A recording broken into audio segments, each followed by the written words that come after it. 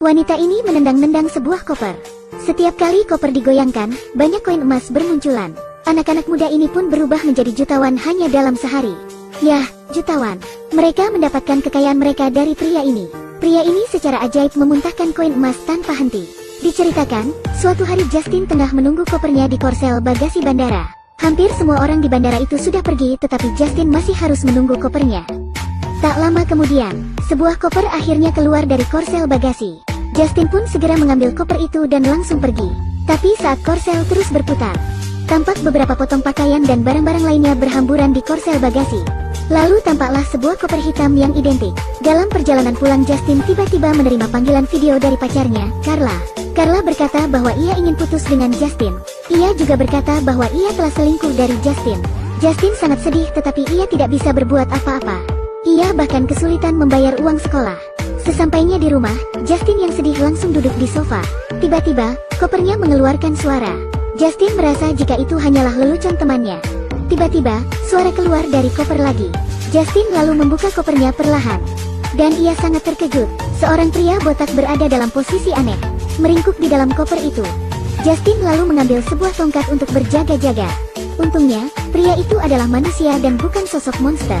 Lalu pria itu bertanya kepada Justin, "Bisakah kau membantuku?" Justin pun menjawab bahwa ia bisa membawa si pria ke rumah sakit. Namun pria itu menolak dan berkata, "Bisakah kau mengeluarkanku dari kotak koper ini terlebih dahulu?" Karena ia merasa tidak nyaman. Lalu Justin berkata, "Jangan menggodaku." Katanya, kondisi pria itu tampak sangat kacau dan mengerikan. Dan koper itu menahannya.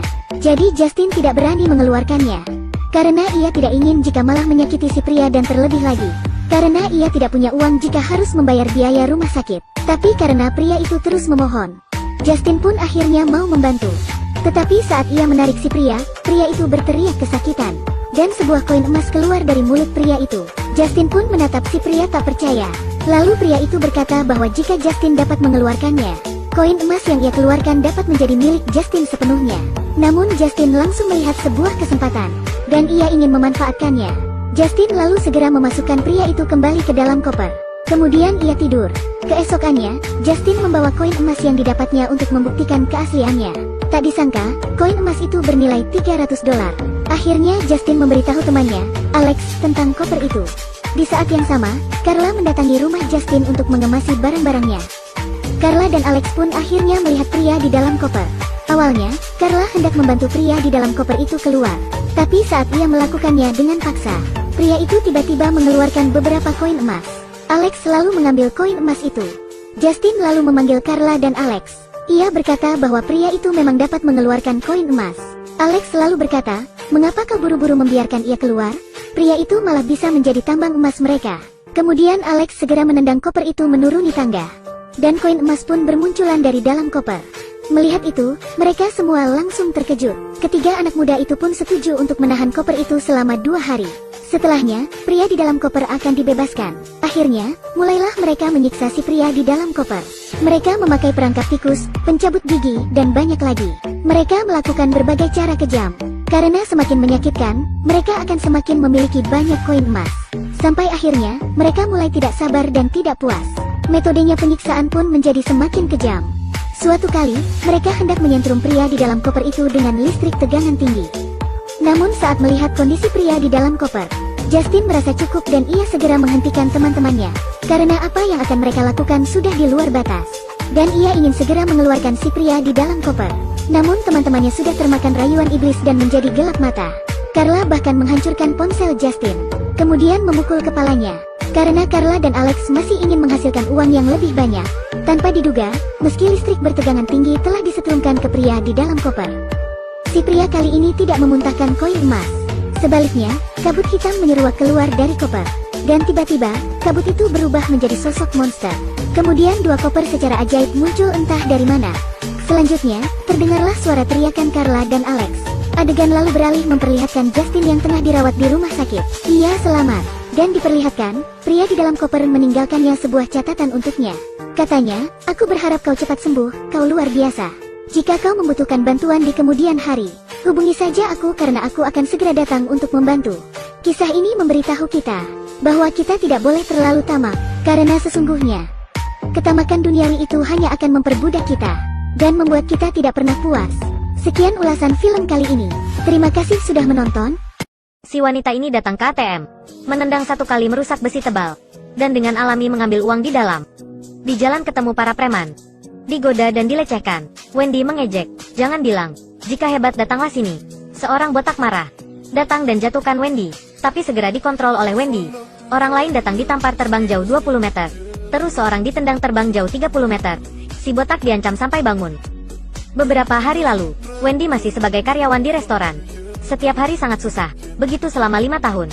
Si Puan sangat tajam, berjanji naik pangkat untuk Wendy tapi tak buat, dan meminta Wendy untuk bekerja lembur, bersih-bersih, lalu pulang. Wendy membawa tas sampah keluar, melihat orang lain parkir di tempat untuk orang cacat. Wendy mengingatkan, tapi orang itu sangat sombong, tak pedulinya.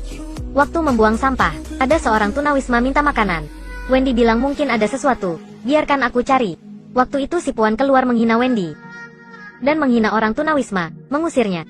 Tapi Wendy baik hati tak mengusirnya, dan berikannya makanan diri. Tapi orang tunawisma berkata sangat aneh, "Kamu milik aliansi pahlawan super."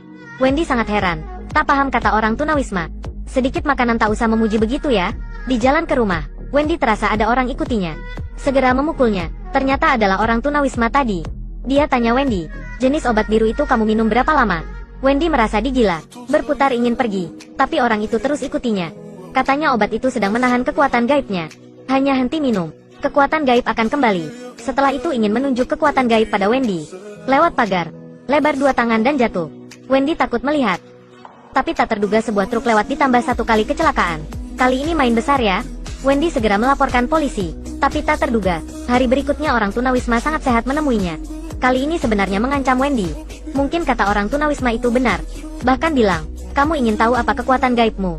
Hentilah minum obat." Wendy mencurigakan tapi masih henti minum obat. Lewat beberapa jam, denyut jantung meningkat, badan panas.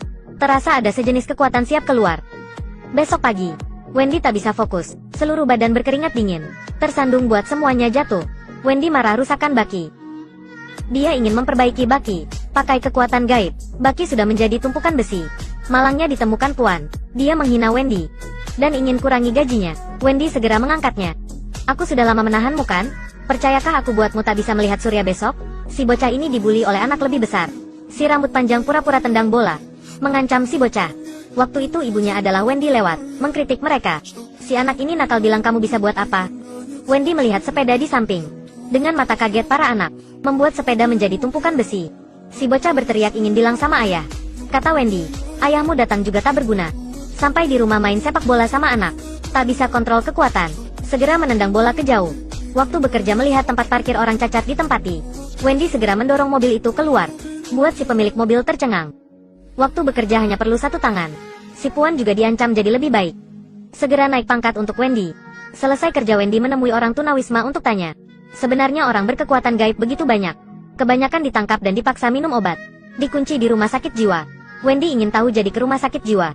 Hasilnya dicegah oleh kaca. Terus baru berhasil masuk. Di sini, dia menemukan dokumen orang berkekuatan gaib. Dalamnya ada rekannya. Hal ini buat Wendy stimulasi. Jadi tengah malam menemui Elmar, mengingatkannya jangan minum obat aneh itu lagi. Sebenarnya kita adalah pahlawan super. Elmar sangat taat, segera henti minum obat. Elmar juga seorang nasib susah. Ibu meninggal sejaknya kecil. Ayah adalah orang kaya, menikah lagi dengan seorang istri orang hitam. Ibu tiri sering meremehkan Elmar, bahkan sering memfitnahnya dengan ayah. Setelah henti obat, Elmar dibangun kekuatan petir, dan menunjukkan tangan kosong buat listrik untuk Wendy. Karena rumah Wendy miskin, segera membawa Elmar ke ATM, menendang ATM, dan mengambil semua uang di dalam.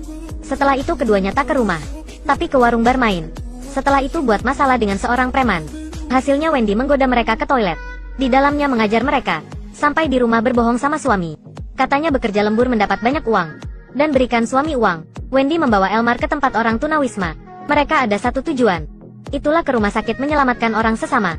Karena dulunya orang tunawisma dibawa ke rumah sakit jiwa. Jadi terbiasa dengan semuanya di dalam. Baru masuk sudah ditemukan satpam. Wendy satu tangan mendorong roda. Tak untung orang tunawisma ditembak. Tapi dia tak apa-apa. Sangat susah baru bisa keluar tapi dikepung satpam. Waktu itu Elmar menunjuk kekuatan gaibnya. Sekejap sudah membunuh semua satpam. Meski Elmar menyelamatkan mereka, tapi Wendy dan orang tunawisma merasa Elmar kejam. Tak usah membunuh mereka. Hal ini tak dalam rencana. Orang tunawisma ingin keluar aliansi. Wendy juga ingin menyerah. Hasilnya sampai di rumah suami tanya Wendy, Kamu kemana? Kamu dari mana? Rekanmu bilang kamu tak bekerja lembur. Kenapa? Kamu sedang menyelamatkan dunia kan? Wendy tak ingin menjelaskan. Keduanya segera bertengkar. Si suami ingin memaafkan jadi mengadakan pesta keluarga. Sayangnya Elmar adalah orang jahat. Dia membuka posisi orang tunawisma. Setelah itu orang tunawisma ditangkap. Setelah itu dia ke rumah Wendy. Katanya ingin hidup sama Wendy. Karena itu isi dongeng. Wendy tak setujui, menyuruhnya pergi. Tak untung dilihat suami. Marah tanya Wendy. Wendy menceritakan semuanya tapi tak bisa. Hal ini bisakah dipercayai? Kamu pikir aku bodoh? Jadi Wendy segera melempar suami. Wendy memutuskan menemui Elmar. Untuk dia bantu tafsiran. Hasilnya menyaksikan ayah dibunuh Elmar. Wendy segera masuk. Elmar berpikir Wendy setujui. Tapi sayangnya bukan. Jika lembut tak bisa akan pakai keras. Segera memingsankan Wendy dengan listrik. Wendy terbangun dalam rumah sakit jiwa. Dokter tunggu lama. Gigi menahan kekuatan gaib Wendy.